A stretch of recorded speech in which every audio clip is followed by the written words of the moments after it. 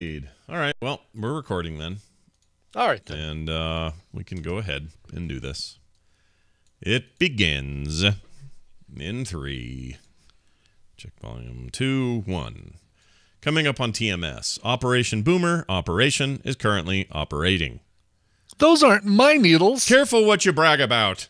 Watch out for the giant Fatberg. And doo-doo butt finally arrested. Oh, that's not Mega Doo-Doo, though, right? No, different. Okay. Yeah. Therapy Thursday and more on this episode of The Morning Stream. Well, Captain, it's lucky for us that we got this ship ready in time to fight off the invaders. When do you take off? You are ready, aren't you?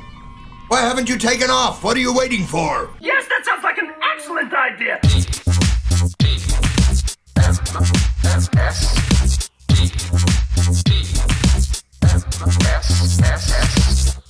The Morning Stream.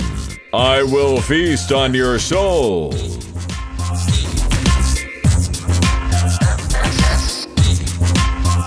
Hello, everyone, and welcome back to TMS. It is the morning stream for January 10th, 2019. It is 9:01 a.m. in the Mountain Time Zone. I'm Scott Johnson with Brian Ibbett. Hello. Hi there. Hi. Hi. Hello. Second cup of coffee. Hi. Hi. Why were you checking on your Spider-Man there? Is something wrong with him? Is he okay? No, I just turned him on. Oh. Yeah. Brian's always turning on Spider-Man.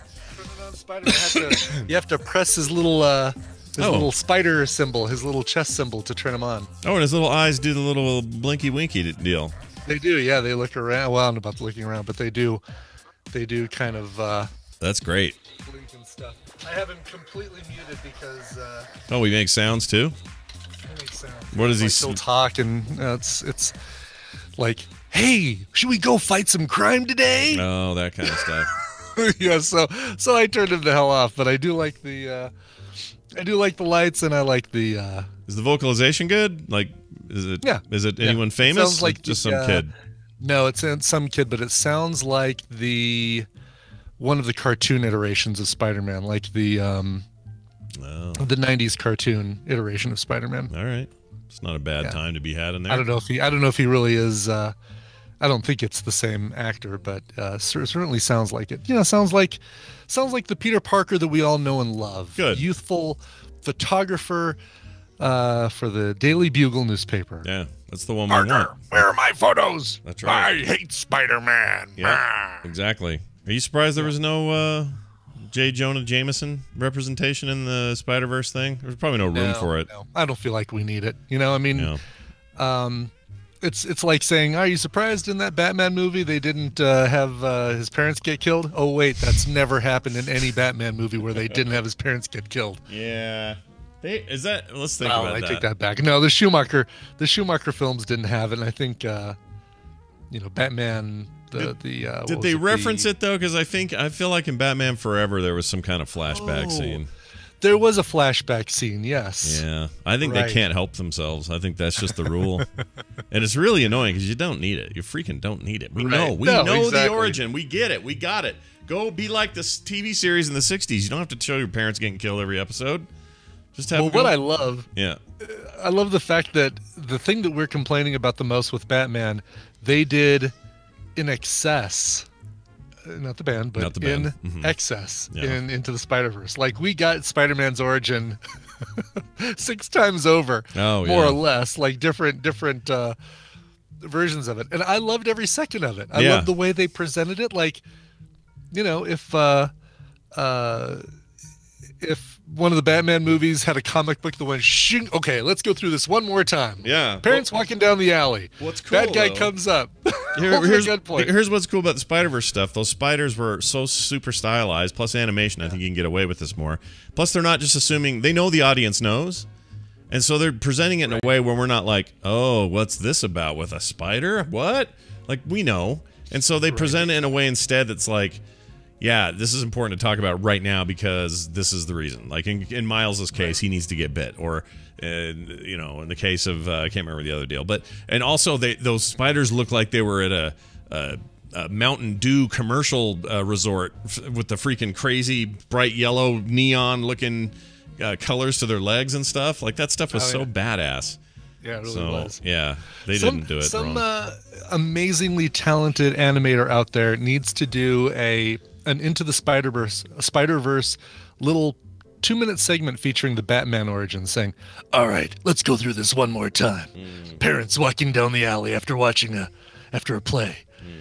Burglar comes up to him, pops my mom's pearls all over the alley. Yep, that happens every time.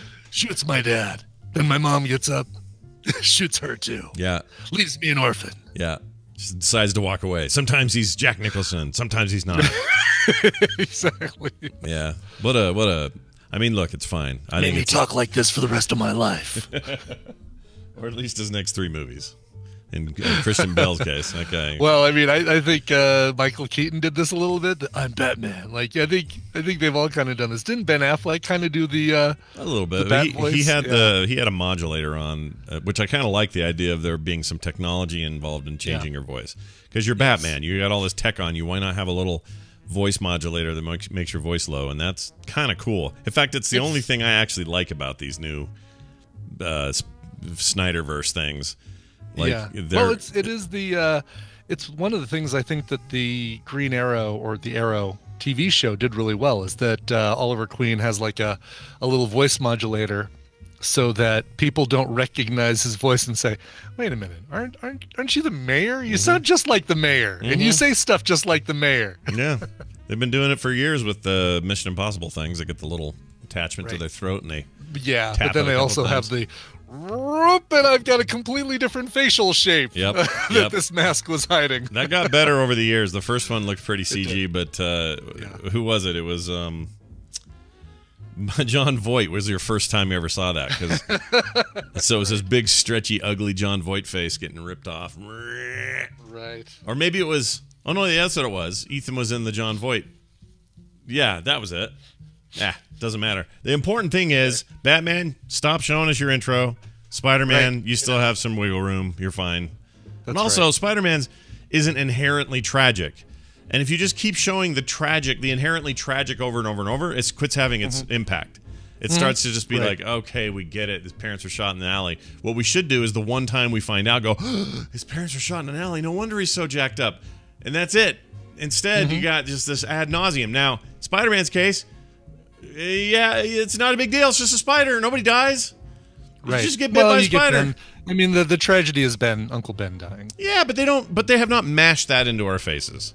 They've been good about that. They really haven't. As a matter of fact, I mean, MCU, did we get in neither Civil War nor Homecoming, did we get any sort of we got origin story in that Spider-Man's been running around in a janky Scarlet Spiderish costume that Tony Stark found out about, but no flashback to Uncle Ben or with great power or any of that stuff. They were smart. They just assumed we knew, and guess what? We did. Good. We knew all about it, or we knew totally enough. Totally understood it. We didn't come into this going, now wait, who is he? Underoos? Is that his name, or what's his name? I'm lost. Yeah, now, is his family all good, or is his family all intact? Right. I mean, you can see somebody who's never seen this stuff maybe asking that, but I don't know. I think they trusted us as an audience and said they know what they're doing. Exactly. We don't have to do all this. Let's just go. And it was good. There's a scene where McGee is having dinner with him. What? During the scene where Tits McGee is having dinner with him, he says, "Sidian, you're poking." Oh, they maybe mention. Okay, so they do mention him. Tits McGee who's Tits McGee? Marissa Tomei is. Are we referring to her as Tits McGee? Is that sounds horrible. Yeah, that's not good. I don't think that's very nice at all. Tits McGee. That's not a nice name. Come on, that's no way to speak of Marissa Tomei. Come on. I'm gonna change your name to Insidious. Anyway. What? Oh, it says you got to read both sentences, not the only the horrible. Oh. Yeah, no, it's still bad. He says they mention Uncle Ben in Homecoming. Yeah, during the scene where Tits McGee is having dinner with him. Sorry, Sidian, didn't clear it up. Didn't wipe it clean, buddy. Sorry. I'm a big believer in context. Trust me, I like that. I'm a big fan of that. Our mashups speak for themselves. But anyway, hey, the dog is off to the surgery this morning. Boomer, the other female dog that we have here in the house. So so far so good. Here's the thing I noticed about the dog. Like, if you're a kid and you know you're gonna have surgery, you at least know, and you know something weird's gonna happen tomorrow, and you worry about it. Maybe you didn't sleep so good, and then you go in, you're super nervous. Doctor takes care of you, everything's good. Dogs don't have any idea. She has no idea. Right. No idea that this is happening. So she gets up her normal 6 a.m. gotta pee thing. I go out there and let her out. What usually follows is, come on in and eat your bowl of freaking, kibble and hoo-ha. And she came in and there was none. And I guess we can't feed her before the surgery. So she spent the whole morning. At you like what's up with this? Yeah. She spent the whole morning grousing around, looking at me like, why? What are we doing? Why have I not eaten already? Yeah. And I'm like, oh, if you only knew, dude, you're heading somewhere you don't even know. No, see, anyway. Isn't that? Wouldn't you rather have that? Wouldn't you rather be blissfully ignorant? It's like, tell me I'm going to the dentist when I show up at the dentist's office, and I'll feel much better about life. Or, or just put me out. Do like Mr. T. All he had to do was say, B.A. Baracus would say, I don't fly on no plane. And then they would stick him with a needle and he'd go to sleep. And then they'd fly him somewhere, and he'd be none the wiser. He'd just wake up, and they'd say, how you doing, B.A.? Oh, I must have slept. What day is it? Where am I? Oh, you're at home. Everything's fine. Okay. And then he'd go on about his business. That's the way to live. Just put me out. If I'm going to have, look, whenever I have my inevitable, Scott's got to have a third testicle removed or whatever, just put me out in advance, but when I'm not watching. Come up behind me, right in my neck. Down I go. Do the deal. I wake up in the recovery room. That's how I want to live my life. Totally. That's how I want to be like the dog. I want to have no idea what the hell's going on. I don't have 3 testicles. I'm saying maybe one will grow. Third one will grow. That's what I'm saying. You never know. Yeah. You never know. Well, you don't know what these weird Oreos are doing to us. Oh yeah, there's some new ones coming. Somebody said that there's a cheeseburger. Who told us about cheeseburger ones? Oh, yeah. Was that a real thing? Yeah, I think it may be Japan or something. Hold on. Cheese. Yeah, and it was one that we couldn't get out here or something. Oreos. Okay, yeah, there it is. McDonald's cheeseburger Oreos. Oh, they have a McDonald's branded and a regular branded. Fried chicken Oreos. See, these are the ones we really need to get our hands on. These can't be. Some of these have got to be fake, right? Oh, it says cheeseburger Oreos, the Museum of Hoaxes. Is that not true? Yeah, I think these are fake. Cheeseburger Oreos, there's no such flavor. Cheeseburger Oreos don't exist, thank goodness. All right, so maybe they're not real. Well, that's a bummer. You know what? I'm happy with, what do we have? We have carrot cake. Yeah. One that's just, I think, branded as love flavor, which kind of worries me. Love flavor? Really? There's a love flavor Oreo? Love flavor Oreo, yes. Love flavor. Sweet and tangy flavor cream. No. It tastes like love. I'm not eating that. And then Rocky Road Trip. Okay. I'd eat that. There's some angry Nabisco employee. Yeah, I put my love in the middle of that Oreo. Yeah, that's right. I worked in that factory for 2 years. I put a lot of love in them Oreos. Does anyone did we ever have a kiwi or a key lime flavor? Was that a thing? Yes. Yeah, we had key lime pie because remember the cookie was crust like graham cracker crust flavored, and then the filling was key lime. Totally remember those, and remember those being amazing too. How about blueberry ice cream flavor? Did we ever do that? Ooh, that one I don't remember. That sounds good, dude. It does sound good. Blueberry ice cream. I don't even think I've ever had blueberry ice cream. Oh my gosh, here's another thing, and we missed it in the holidays. There are Oreo flavored candy canes. So these are not candy cane flavored Oreos. These are candy canes that taste like Oreos. They things around on their head. They did. They've changed our whole outlook on life. Here, I want to send you one. Oh, Rainbow Bright says we did do blueberry pie. No. Oh, blueberry pie, not blueberry ice cream. Yeah, blueberry pie is different than ice cream. Did you said blueberry ice cream? Yeah, I said ice cream. Okay. He's smoking crack. We haven't had those. Oh, the loved ones have a Rainbow Bright is a she who made your dolls. Oh, sorry. Think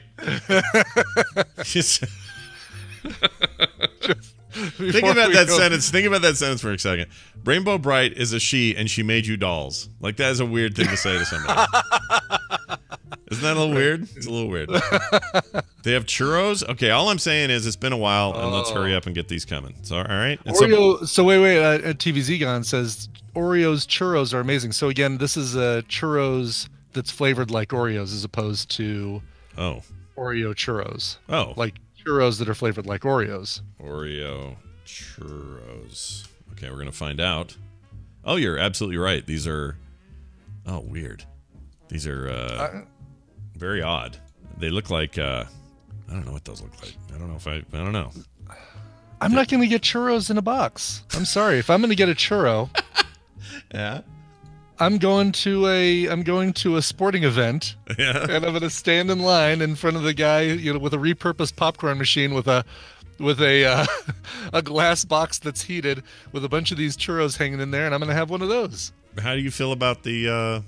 Boy, it looks like charcoal with a middle filling. It's really weird. It does, yeah, really. How do you feel about the Taco Bell churros? Where's your head at on those? You like those? Taco Bell has churros? Yeah, well, yeah. Well, no, what are they called? You're not talking about the crisp, like the might deep be. fried crispy things, right? It might be. Totally different animal. Taco Bell churro. Let's see. I swear I had one, but maybe I'm totally thinking of something else. They had, didn't they have like cinnamon roll bites or something for a while? Oh, cream filled. They've totally got a churro. Do they really? Taco Bell churro? Yeah, Taco Bell churro. There it is. Yeah. Let's listen to the boys Google stuff. But you're right. There's the cinnamon twists, which is the other thing you were talking about, and then maybe they don't always have it. Hey, do you guys want to watch us Google more stuff? Give us a topic. I swear to God, I don't ever remember seeing like cinnamon twists. Absolutely, they were making those back when I was working there. And again, it was something that also came out of hardware. You had a cocking gun, and you'd basically hold it over the deep fat fryer and go. Oh, that's awful, dude. Really? That's how those are made? Yeah. Well, how do you think? I don't know. How do you think they put the sour cream and guacamole on your burrito supreme? I don't know. I figured Maria with a nice little spoon in the back room somewhere. I don't know. Yeah, good luck with that. I guess not. I apply the sour cream.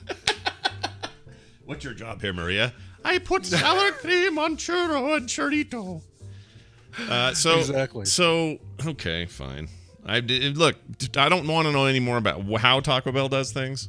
I just want to eat there right now when we talk about them for some reason. Yeah. I got Hawaiian food yesterday, and that was You know what? I will tell you this. Yeah. I had a little bit of red meat for dinner last night. What? So, Tina's out of town. Yeah.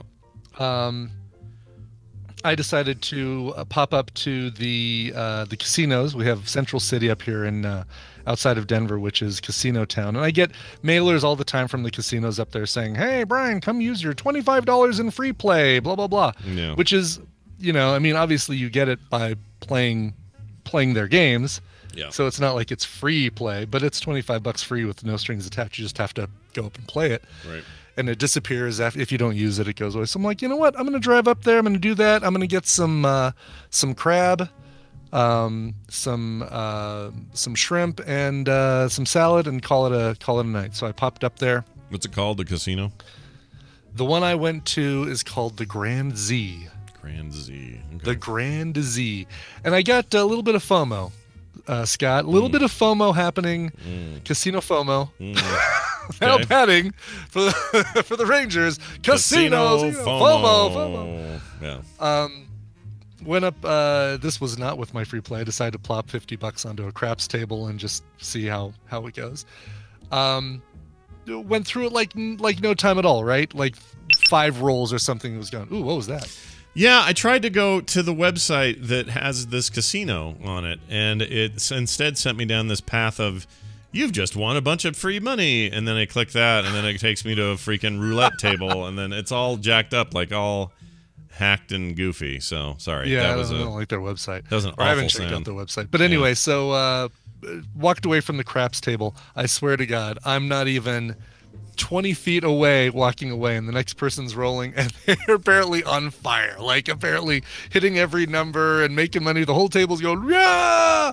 I'm thinking, do I go back? Do I plop another bit of money on there? Or do I just call it a night and go spend my free play $25 over on the video poker machine? Which actually, on the way to the video poker machine, found a Pac-Man slot, played that. Ended up with $45 off my 25. Walked away from that and not bad. That's really good. Had some crab and a little bit. Listen, it was like a 4-ounce 4-ounce fillet or something. 4-ounce. Was it good? No, it wouldn't be prime rib. It must have been a fillet. It was great. It was like, all right, I kind of missed this. Yeah. Oh no, you always miss the red meat. Yeah. The horseradish counts as a vegetable, right? Is that a is that a vegetable? Horseradish? I'm sure that's just it's in its rawest form possible. right out of the radish, no cream or anything added. I'm sure it's fine. Yeah. So how many points is a 4-ounce lean steak? What do let's take a look at that. Okay. We're getting the points here, everybody. Here we go. You're doing Mario music. Filet. I know. Here we go. Okay, here we go. Beef filet mignon, lead only, trimmed, cooked. So this one says 3 ounces. 3 ounces, 3 points. So I would say 4 ounces would have been 4 points. Okay. Not bad at all. That's actually that I can deal with. Yeah.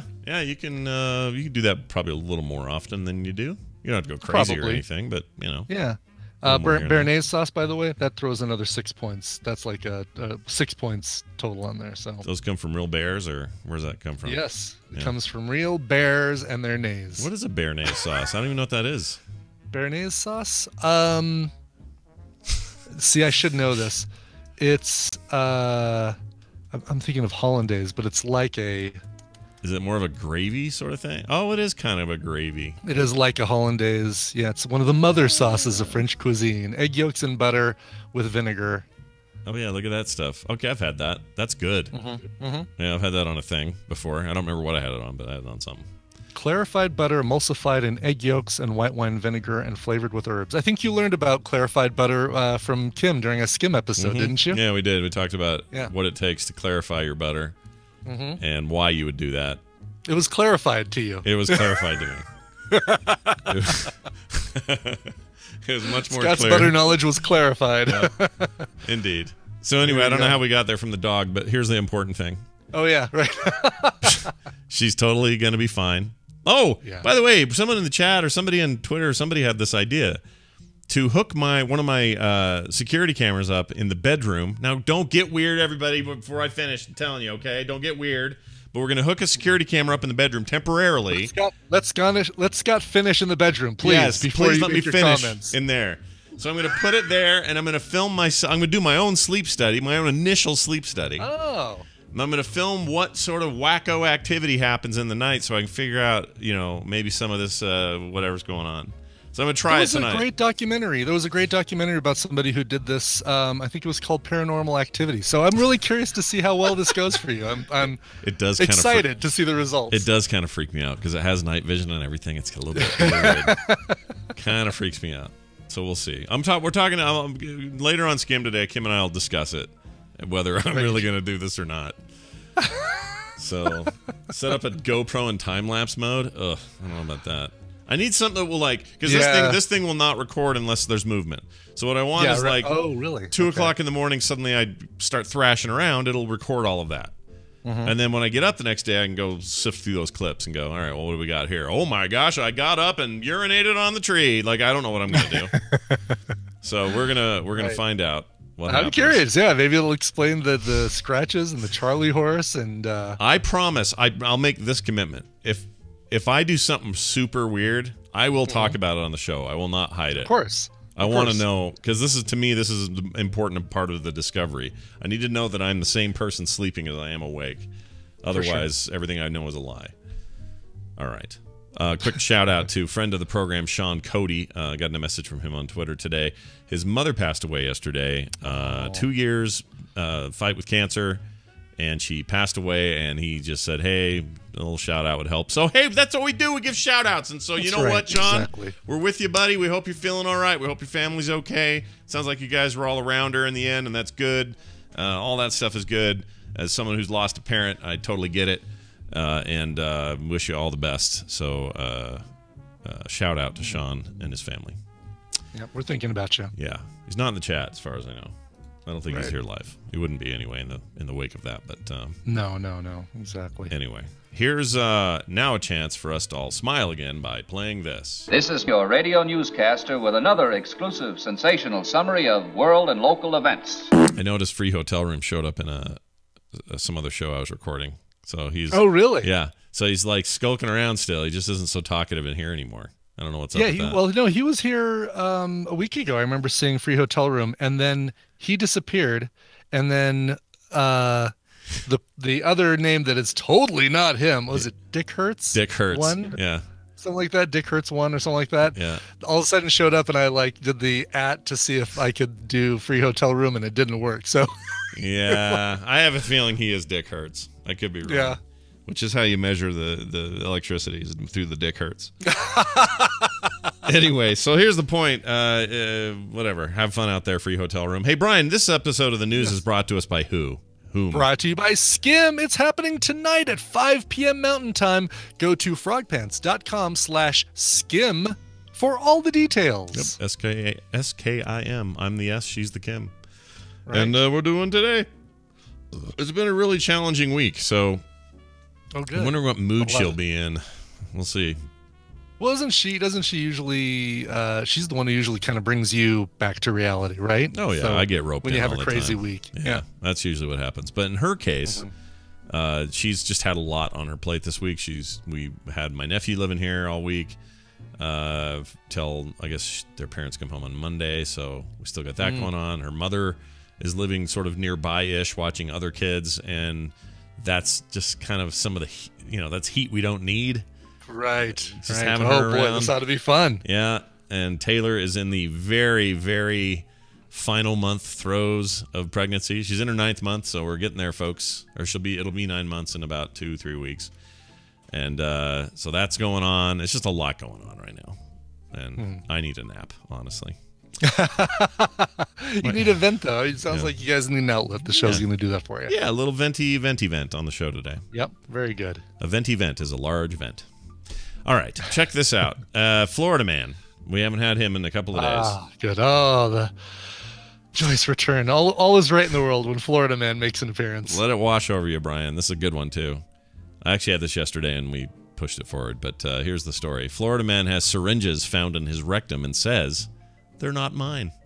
Yeah, I think possession is 9/10 of the law unless it's in your butt. Yeah. And then it's 10/10 of the law. Yeah, 100% of the law is on your side. Exactly. Yes. 90% of the law, like if it's outside of your butt, but once it's within your butt, it's completely yours. I'm trying to think of another thing I would least rather have in my butt than a syringe. Jeez. Kidding. Pretty sure I can't think of any. Maybe. How about a slightly broken light bulb, or how about a grenade that isn't exploding only because it's being held in place in your butt? That'd be bad. You're just always wondering, am I going to shift to the left too much? Oh no! Click, boom. How about a sea urchin or a spiny urchin? I don't want one of those in my butt either. Yeah. I don't want that in my butt. Let's list all the things that we don't want in our butts. Actually, the whole list that Eddie Murphy made in that song, I don't want any of those in my butt either. Oh, yeah, and boogie in your butt? Yeah, sure. Boogie in your butt, or a tree in your butt, or a school bus in your butt. Like all the stuff he used to say. Why was that? Put a bumblebee in your butt. Put a tree in your butt. Where did you send me? Oh, you sent me the soup. Oh, you're like, that was an hour ago. I know, I didn't check my phone. Look at this. Yeah. I put it in the Tadpool as well, in the Tadpool Facebook group. Yeah. This is the soup I was talking about yesterday. That's like cauliflower and kale and beans, and if you don't like any of those things, the soup will transform you into liking them in this soup. This soup is amazing. Genuinely jazzed about just looking at your soup. Here. One freaking point. Weight Watchers point. That's how much this is? That's how much it's worth? That's it? Yes. How is that possible? How big is the bowl? How that much? Is only a point? Well, I mean, yeah, and each a cup is I think a serving size. Have 2 cups, 2 points. No big deal. Look at that. That looks so good. Corn, cauliflower, butter beans, cannellini beans, vegetable broth, kale, garlic, onion. Boom. Little salt, little pepper. Little salt, little pepper. And it's vegetarian, it's vegan, it's gluten-free, dairy-free, nut-free. I mean, this thing, it's I seriously could eat. I made a big pot of it. I'm eating it for lunch all week. It looks fantastic. And you've been doing this on your own? You did this on your own? Yeah, I can do this on my own, Scott. Come on, man. No, I mean, you did, though? You made this whole thing on your own? Your wife's out of town? Brian, this is foreign to me. You got to understand. Right? When my wife leaves town, I don't do this. Make soup. I did make this Sunday night while she was still in town. But if I weren't, going out to Puzzle Pint or to up to the casino, I would have I probably would have had leftover this, but I would probably make something just as healthy. I'd sous vide a salmon fillet and have that over orzo or quinoa or something like that. Wow. All right. Come on now. Come on. No, I know. You went to a cooking class. I know. I should be learn how better. All this stuff, how to do all this stuff. I should be better at these things. You can't live on Doggeritos your whole life, man. Well, sometimes you got to grow up and not eat a Doggerito. That sounds really good right now, too. I'm not saying I'll eat it today, but I'm just saying it's right. Good. We have this hot dog chain in the city called J Dogs. Okay. If this ever shows up in Denver, yeah, you need to go blow some points at J Dogs. It's so good. They do something. I don't know what they're doing over there. It's insane. They're known just for this one kind of hot dog. There's nothing else on the menu. There's stuff you put on the dog, but that's it. And is this the one somebody tweeted us a photo, or maybe you tweeted it out? It was like, oh, it's so good, dude. I know, maybe it was Facebook, but it here we go, J Dogs. Nope, that's a whole different thing. Bouncy houses, slides, and photo booths. Whoa, that ain't it. Is it J Dogs? DAWGS? Maybe. I didn't think so though. Let's see. J Dogs hot dogs. Yeah, this is it. The one true hot dog. Yeah, this must be. Oh, it is DAWGS. All right, you lost some points with me today. I hate it. I don't like it. J Dog Bros. Like, look at this review on thefoodsharlatan.com says the best hot dog you will ever eat. I agree. It's so good. Look at their ratings. Look at their Yelp ratings. They're all through the roof. 5.5 stars everywhere. They're so good. Provo, Lehigh, Fort Union, Salt Lake City, Orem. Yeah. It's all Utah. They may expand at some point. They started with one and they grew. So unlimited napkins included. Well, thank you for that. It's really just they don't do burgers. They don't do extra weird side things. It's just these hot dogs and the way and they're gigantic. They're like this long. They cut them with this weird knife technique before they put them on the grill, basically creating like an accordion dog. Okay. So it's still connected, but it's all kind of separated in a weird way. I see that. Yeah, like crisscross. Yeah, that's cool. So and watching them do that's great. They're like, shling, shlong, shling, shlong, shling, shlong. Guy's always cutting it. And then you lay them all out, and then it ends up cooking up inside the thing more than you would normally. And then these giant bread things, and Brian. They're really, and their menu is 4 items. Like it's Polish or beef dog, drinks, chips, combo, which is dog, drink, and chips, and then condiments. That's it. And it's fan freaking. Oh, I'm getting one today. I'm going to do it. I don't got no points. Right, exactly. Yes. When you guys see us in Vegas, Brian is going to be svelte, and I'm going to be a big old freaking blob. It's going to be like a reverse of 2014 or whatever it was. That I don't know. You've always been just kind of a normal guy. I have these extremes. In 2014, 2015, I look like a stick man. Today. Whatever. Like I remember going up to Snowbird and getting in the hot tub. I think we went. It was me and Tina and I and the Fletchers went up to the spa and sat in the hot tub for a while because it was nice and cool out that day. Yeah. And they felt it down in the canyon. They felt like me getting into that. Did you guys, the water pressure change? Did you feel that? Yeah. Exactly. We're shutting down the gondola. I think we might have tremors. No. I mean, we get it. With the one advantage we have is we're tall, and so we can kind of stretch it out a little bit. But that's true. I'm just in the wrong zone right now. But it's not. I'm still getting hot J. I'm getting J. You know why? Because I'm going to J Dogs. Chris and J Dogs. Yeah, we can point to. You're right. I went to Mo Betta's yesterday with Kim because we had a gift certificate there for Christmas, and it's the Hawaiian food. And of course, I got the biggest damn thing on the menu, and it was great. I just got. Oh, that sounds so good too. That was so good, bro. No, I'm telling you, the big difference, the only reason this is working for me is the accountability, is the fact that I've got Justine Bateman at the end of every week. Really isn't Justine Bateman anymore.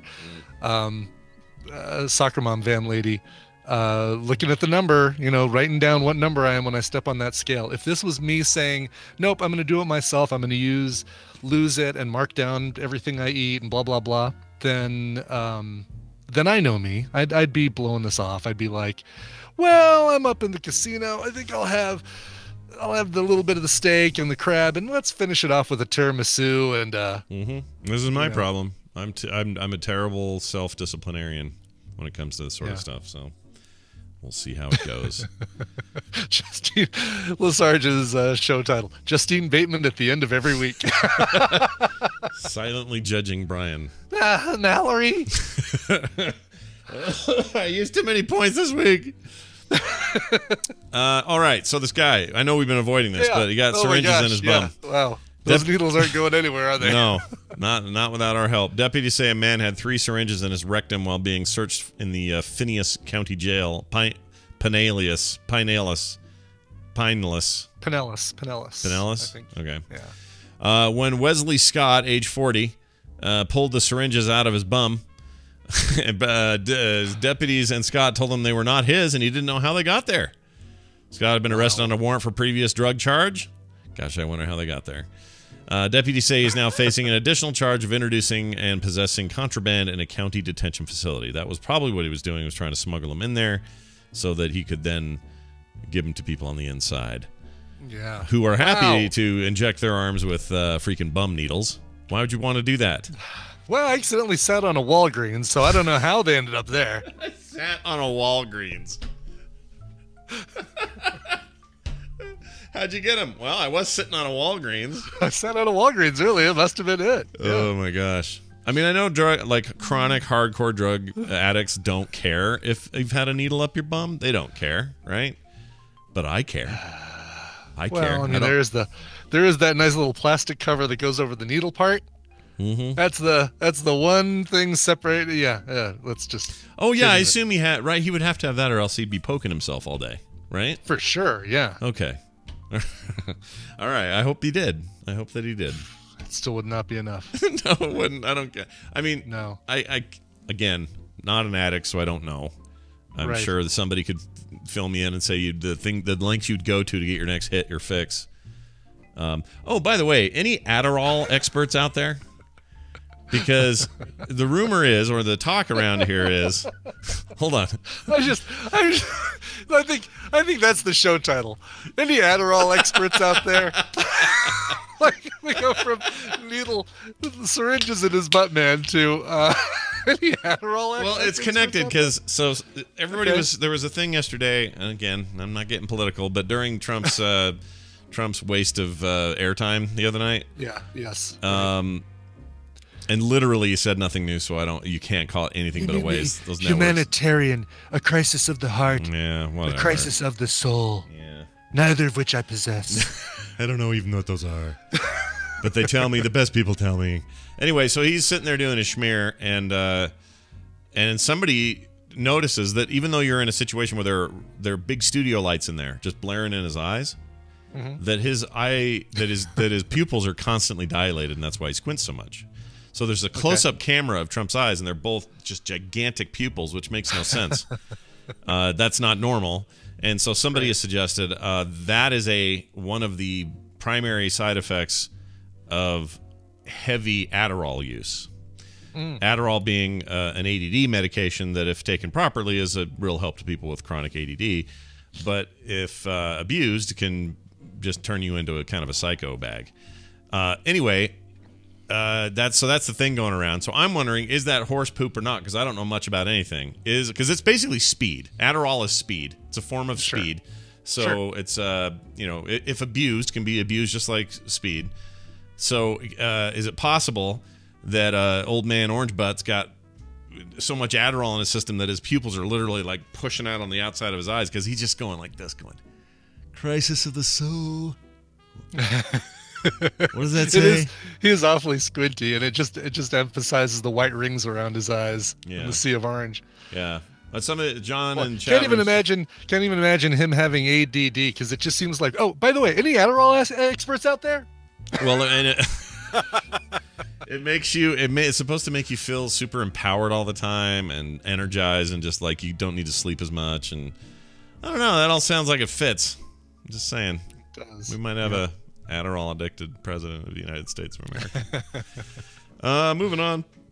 Yeah. This guy's his needles are now not in his bum. They're out now. Oh, good. Yeah, good. They're in the evidence locker, where some poor guy had to glove it up and hold them. Exactly. I know. Yeah. Like some old granny underwear you found in a dumpster.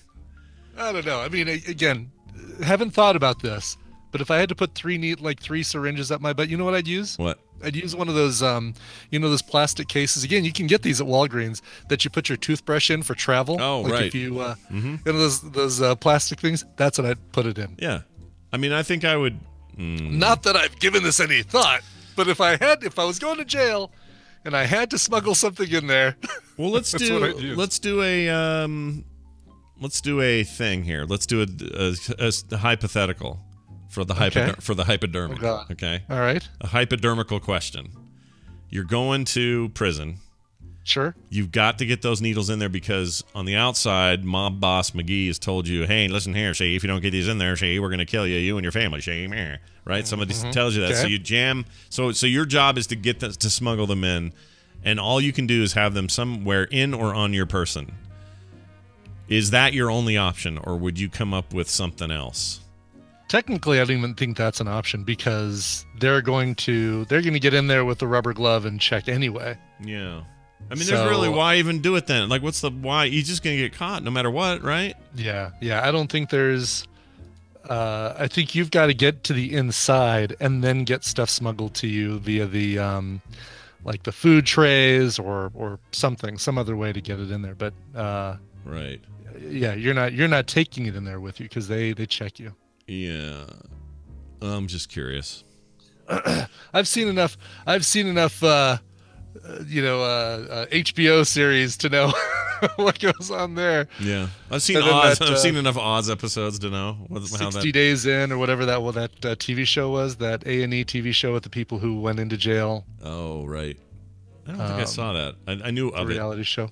That was really good. It was amazingly. Was it well made? Because usually those things are a little over the top, but you say no. Sensationally, yeah. A little bit of the sensational stuff, and the irritating thing was like, after the break, we'll show you, what's this guy lurking. Well, I guess it wasn't that bad. It wasn't like, why is Slappy Joe lurking around the corner? But there was a lot of repeat, at the beginning, and a lot of stuff where it's like, we really only have about 40 minutes of content, but we need to fill an hour, so it's going to be a lot of what we're going to show you after the break, what we showed you before the break to kind of get you caught up. I hate that. Yeah, I don't like that either. Still very, very interesting, very informative show. For someone who likes documentaries, it would be more on the side of the documentary than the sensationalist reality show. I could get into it. I think I like these kinds of things when they're done well. The one on Netflix, it was all about girls. It was like a girls' detention thing. That was super interesting. Yeah. It's fascinating. Yeah. Bunch of teenage kids that were just like the worst. They were doing the worst things, dude. I couldn't believe some of these kids were like 14, and the stuff they were up to. I'm naive. My kids didn't do any of this stuff. Oh yeah, right. No, it's a whole different world. Different world. Like on the other side of the tracks. Like in Indiana, these just normal-looking parents, normal-looking life, all this stuff, and their kids outside just chugging meth juice, like it's Sunny D. I'm chuckling, by the way, because Drenched Wildfire had probably one of the funniest typos you're going to see today. Okay. In the chat room. All right. Talking about Slappy Joe lurking around the corner. Oh. And,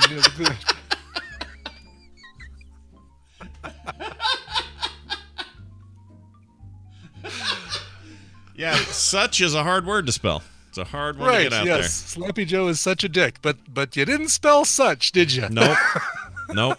Let your imagination fill in the rest. All right. Anyway, hey, how about this next story? All right. Well, next time you're dating, just know that somebody on the other side of the app might be somebody you don't want to talk to about certain things. For example, excuse me, this woman bragged to a man on a dating app about poaching deer, and he's the game warden. What? Take that in the butt. They fell in love and had 6 kids. Oh, had a happy ending. As a game warden for Oklahoma's Department of Wildlife Conservation, Cannon Harrison. That's a cool name. Ooh, Cannon Harrison. Cannon Harrison. Oh, yeah. He's used to working on investigations that take months and months, catching poachers who illegally perform deeds that often take place under the cover of night in remote areas far from any road. Frequently means relying on anonymous tips, conducting surveillance in small planes, and collecting footage from hunters, trail cameras, whatever those are. His latest bust, however, came easy. Courtesy of the dating app Bumble. That's a dating app called Bumble. Bumble, okay. That seems like a dumb name for a dating app to me. It does. Bumble. I'm going to bumble my way through this date tonight. Right. I mean, how'd you find your husband? Oh, Bumble. Yeah. It says, let's see. It says, 24-year-old received a notification in December telling him that he had matched with a woman in his area. Excuse me. After she messaged him to say hello, unlike other dating apps, Bumble requires women to make the first move. Well, there's your Bumble right there. Mm-hmm. He had said, she had just shot Big O Buck, she told him. Big O. A big old buck is what she meant. Right outside of Big O Tires. A Big O Buck at Big O Tires. Pretty happy about it, she says, and then put a photo of her shooting this buck. And then he realized, oh, she's that's illegal. And so he busted her, and now they did not live happily ever after, Brian. They're not married. They're not having kids. No. Yeah, they're done. By the way, Aesthesis in the chat room says that it's a bee reference. Well, we know Bumble, Bumblebee, sure, but what does Bumble or bees have to do with dating? Yeah, like it's one queen in a hive full of twitchy drones. Yeah. No, look, if the Packers screw up a play, I go, they bumbled that one for sure. Now you could say they jumbled it, they fumbled it. There's a lot of umbled words, but Bumble is one I'd use. Bungle is another one. You bungled that up. Yeah, exactly. Not something that you want to associate with dating. Right. I should have called it butthole. No, don't do that. Don't call it butthole. That's a very different app. All right. Let's see. We got a problem in Europe. Everybody, call your friends and hide your wives because big bad stuff happening in Europe. That's right. In the UK, there is a monster Fatberg. Fatberg. Not a fat burger, but a Fatberg. Fatberg. Longer than Nelson's column. Found underneath the streets of Devon. They're calling it a monster Fatberg. It's that big. 64 meters long. Hardened, fat, oil, and wet wipes.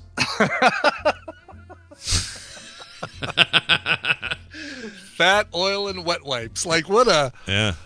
That third thing just coming out of nowhere. Yeah, wet wipes. And wet wipes. They're always in. There's always the wet wipes. Not plastic straws. Oh, it's not plastic straws. Yeah, hopefully not. Fatbergs are enormous bulks of congealed waste that from when people flush waste such as fat, nappies, wet wipes, and sanitary towels. You know what those are? Sanitary towels. Sanitary. Yeah. No, don't forget to bring a sanitary towel. Down their toilets.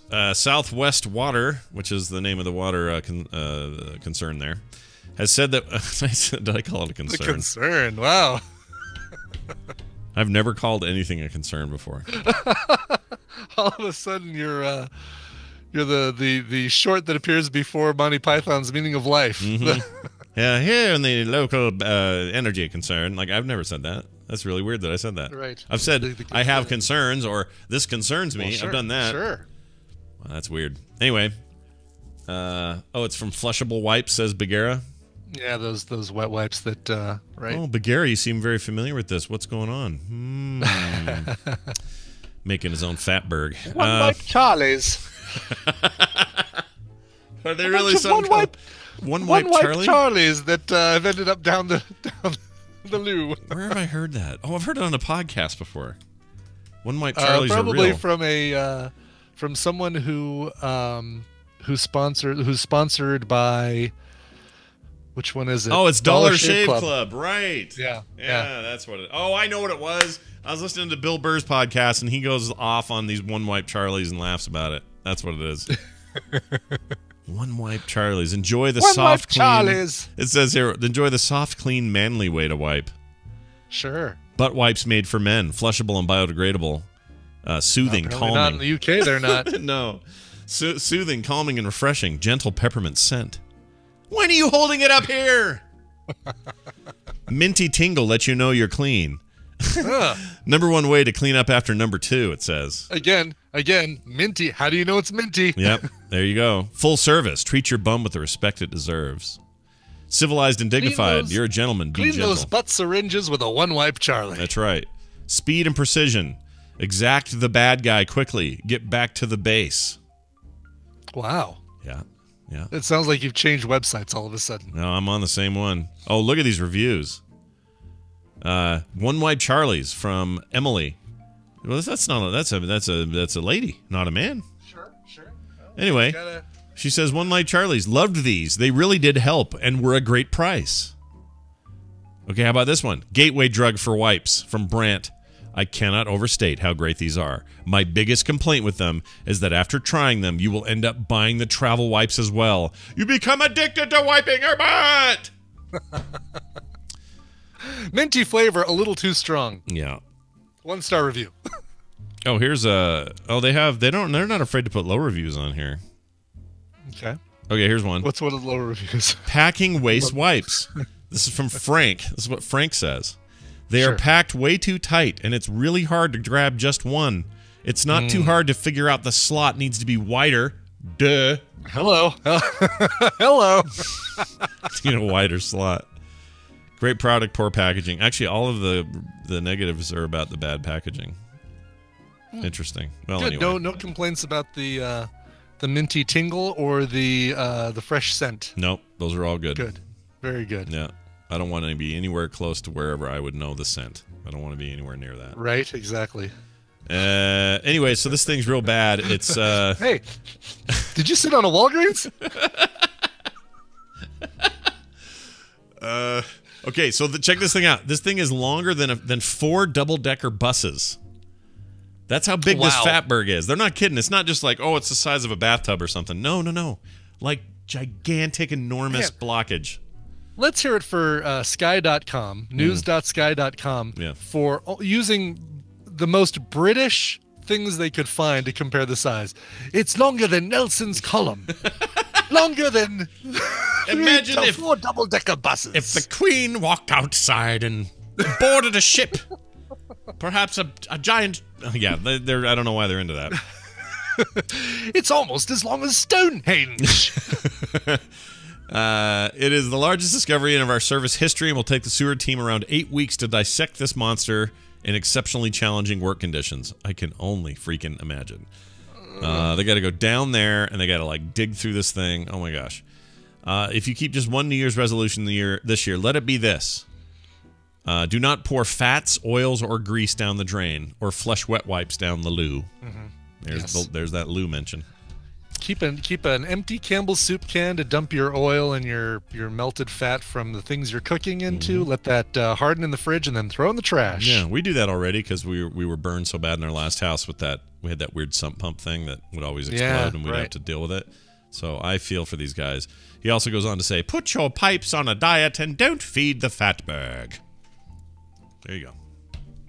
They should call it Fatbergshire. It's big enough to be its own place, right? So your new address will be the Dursleys of One Fatbergshire. There you go. One Fatbergshire. All right, final story. Anthony Doodoo Butt. That's his name. Sure, yeah. Yesterday we get Dee Dee Mega Doodoo or whatever her name was, and today we get Anthony Doodoo Butt. I think it was, what was it? Dee Dee Mega Doodoo. Sounds like she's writing the next song, the next hit song by the Police. The D Mega Dee Dee da doo doo da. Anyway, wait. Taco Bell Fresco adds a ton more sodium. Why are we talking about Taco Bell again? That was out of nowhere, wasn't it? Yeah. Like I'm looking to see if there was a reference to Taco Bell. Icor wins though. What do you mean? Is like, what about the UK? We have a bigger Fatberg in the White House. Nice. Well done. Nice. I mean, he doesn't mean the president. He means what's going on in the sewer underneath. Yeah. We mean what's going on in the toilets underneath the president. Yeah, that's what we mean. Swing by KFC on your way back to the White House, please. I'm gonna build a Fatberg. 4 double downs. Melania, you want anything? Mexico's gonna pay for it. For the entire Fatberg. I'm gonna eat this bucket of chicken, and the Colonel's gonna pay for it.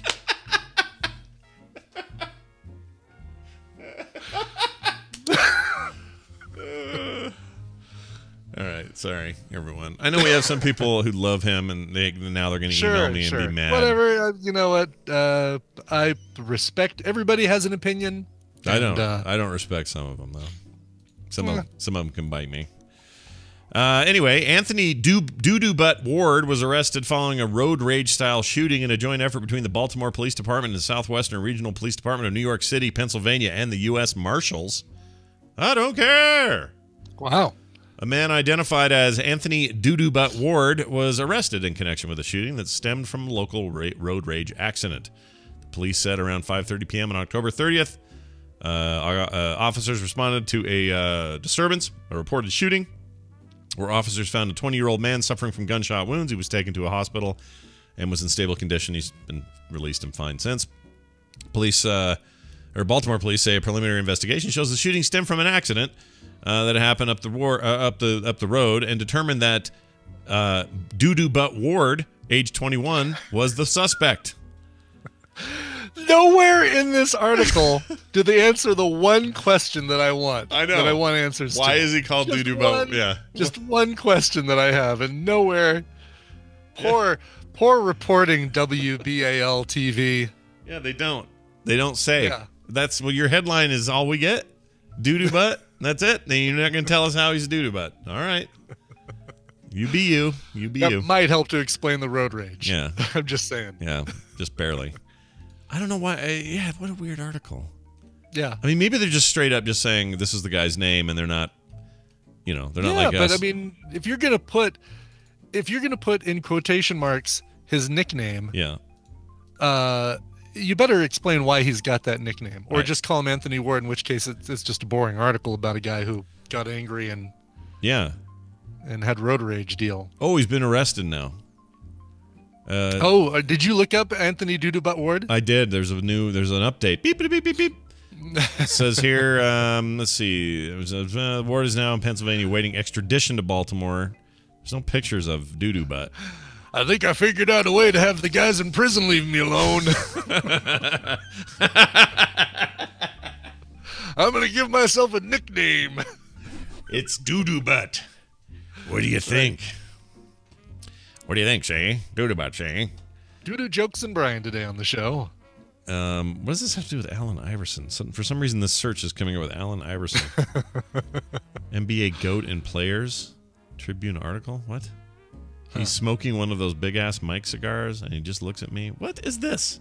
Okay, Google. I don't know. Google That's fail. what happens when you search for Doo-Doo Butt. Google fail. Rule 37 or 35. What is it? What rule is it? If you search for Rule thing, 34. 34. Rule 34. All right, yes. let's see if I type Doo-Doo Butt by itself. Oh, geez. Let's see what we get. I think that's you're on dangerous ground, Scott Johnson. No! Okay. Close it.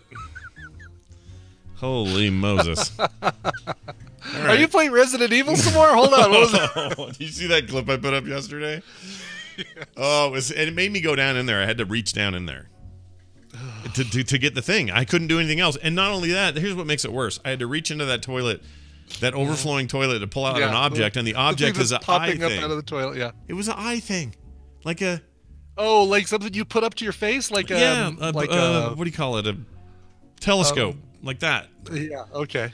And I had to put it up to my eye, and I couldn't see, so I had to go underneath this water thing to clean it. But there's no way I'm not... if I live, I'm walking out with pink eye. Guaranteed. Oh, yeah, for sure. Are you... At any point, is the protagonist able just to leave this house, or is he locked in? He's locked in at this point. Okay. But it really does make you want to go back out to his car. This place is the worst place on the face of the earth. Oh, it's so bad, this game. I mean, it's a good game.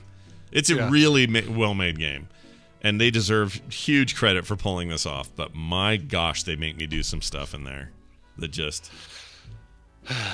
And everyone wants to know, Sector 7, everybody keeps asking, why isn't he doing it in VR?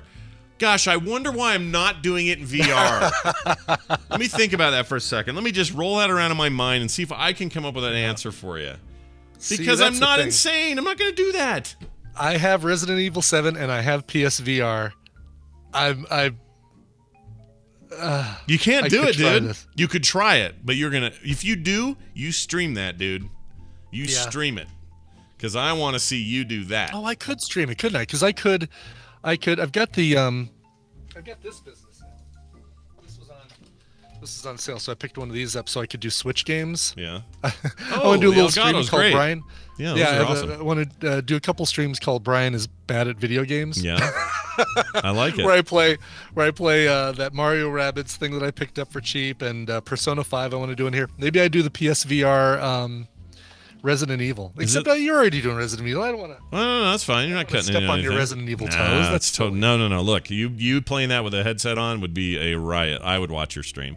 Hey, wait. What's the brand? I know the brand, but what's the model? Is it the 60? That's the HD60S. S. I have a S. Okay. I have a camel alert that let me know when it dropped down to $120. That's pretty good.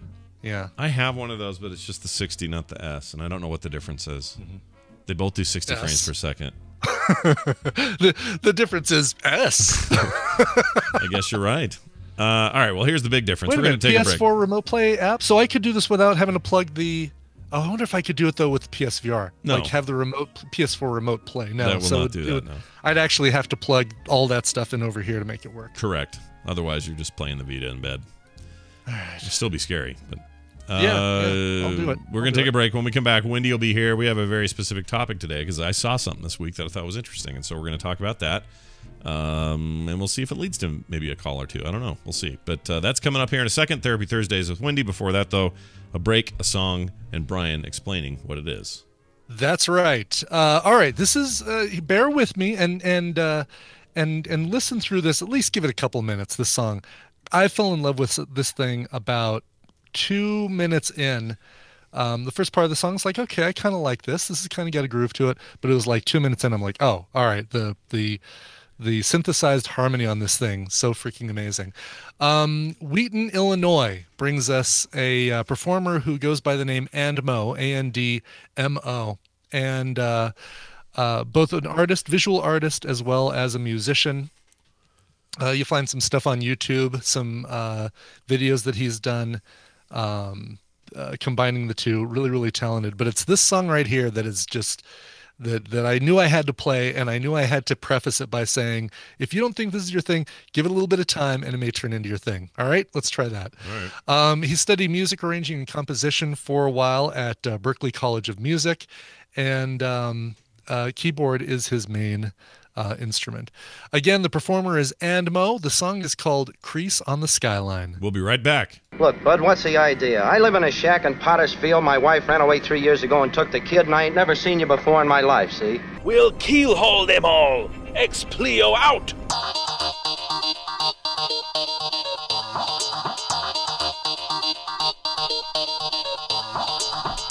I don't care. This is the morning stream.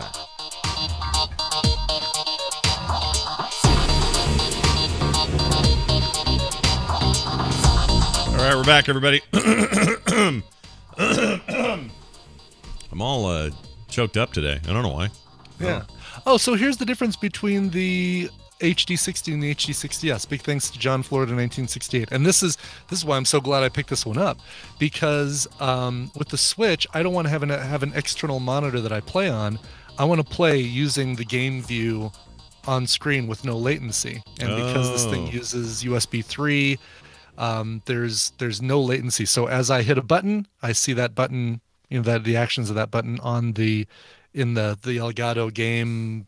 What's that thing called? Game capture HD. Deal game capture thing. HD. Yeah, I need to get that then, because that's a problem I was always having with it. Yeah. USB-C, right? USB 3 or C? USB 3. Oh, hey, look who it is.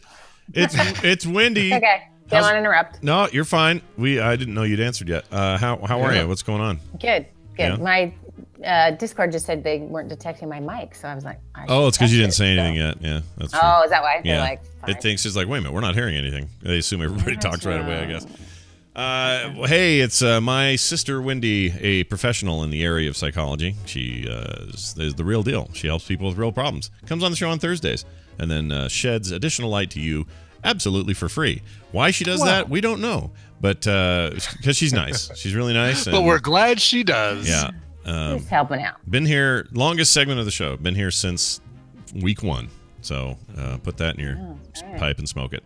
Wendy, and any snow yet? Or you guys still don't understand what it's like to live in the Midwest with snow yet? Yeah, no, this is such a weird year. I mean, there's still snow on the ground because it's cold enough, but we haven't had no snow or storms. Or I'm like, where's this like snowed in thing I'm supposed to love? And it's, you guys need to be.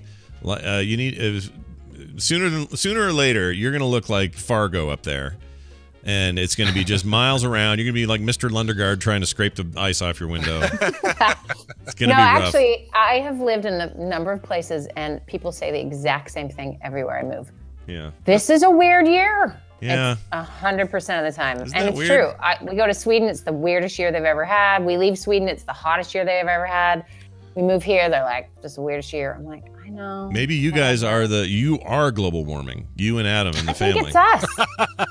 Yeah. We should go to Fargo. Maybe we can help them out. Okay. Up over there. You don't want to do it. Don't want to go to the Dakotas. Just kidding. They're fine. They're fine states. All right. Hey. The fart sound. It was like a bit of a fart sound. You hear that in Fargo, or as soon as you walk over the line, it says "Welcome to Fargo." Wendy, we're gonna talk about something a little bit different today. It's not an email. It's not a call per se. Although I may open up lines if people are interested in saying anything about this, but. I sent you a link during the week to a TED Talk that I happened to catch and really liked by a guy named Sean Aker, I think is how you say his name. Anchor. Is it Anchor? I don't see an N. It's Anchor. Oh, isn't it? Isn't it A-N-C? Oh, it is Acre. I'm sorry, A-C-H-O-R. Yes. Yeah, it's a different. My mind put an N in there where no N existed. Well, it's usually an N in there, so I don't blame you. I was thrown by it as well. But anyway, he has this this one he did called "The Happy Secret to Better Work." And that sounds boring. It sounds like, oh, TED Talk 101. Here we go. Some guy getting up going, here's how you can... Like it's the stereotype thing. And I ended up loving this TED Talk. I thought it was great. First of all, it's super short. Lots of focus on sort of brevity and getting right to the point. He's also very funny and is not afraid to have a good time up there. And he, through, I don't know how long it is, probably 10 minutes or something, through his time on stage, changed my entire day that day. And the whole thing was about basically the science of happiness. And we've talked bits and pieces about this on the show before. Just little bits about, how you see things and your filter is everything. And if you can see life as it's not as simple as glass half empty or half full, but there's science behind this, and there's ways to train our brains and retrain our brains and all this sort of thing. And I sent it to you, and you watched it. Mm-hmm. Did it feel sound to you, or was it like a Tony Robbins kind of thing? Like, where did you land on it? Because I ended up changing my whole day. Like, maybe even the next 2 days, I just had the way better attitude about everything. And I think it was because of this. And all it took was that for me. That's usually how it works with me. I just need a little something on the outside, and then I'll go, oh, yeah. No, this is good. This is a happy thing, and I'm gonna write down stuff I'm grateful for. And guess what? I'm gonna email so and so I haven't talked to forever, and just tell them I appreciate what they do. And I started just going on this rip, and it's still sort of maintaining. But like, what is that? What the hell happened to me? Great. Yeah. Well, it's called positive psychology, is what it's called. And yes, he's legit. And yes, it's not Tony Robbins. Tony Robbins has, and lots of sort of motivational type folks, they use psychology and charisma in a combination to make you feel motivated to change or do different things, right? And very white teeth also. The third part is very, very white teeth. He'll do that to you. Yeah, very white teeth. Yeah. I mean, Tony Robbins is he's an interesting character, actually. We could talk about him, but no, this guy, he's legitimately a researcher and a dork, and like, he's great. It was very fun. It's very fun to watch, and it's a nice quick intro to positive psychology, and he sort of mentions some of the work that's been done and how they can help people, and it's great. And so essentially what it is the father of psychology. Let's give credit where credit is due.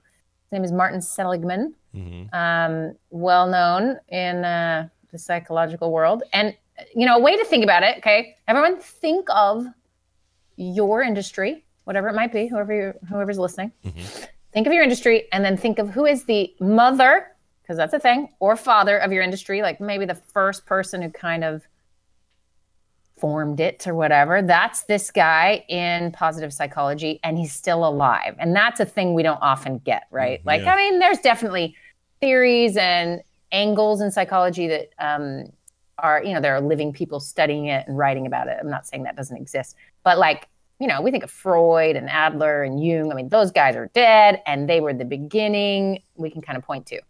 This guy is the one who's sort of saying, hey, guess what?